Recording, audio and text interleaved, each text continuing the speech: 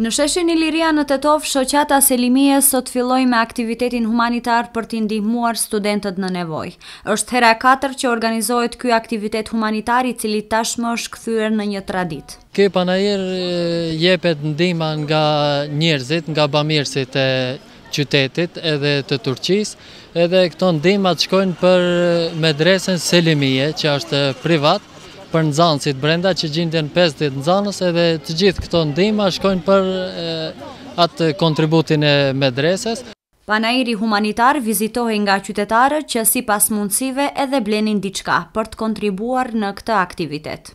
Mirë është, çmimi është real, mendoj mirë është për popullatën tonë, sa është kriza është, ajo është. Duhet bile më shpesh bënd.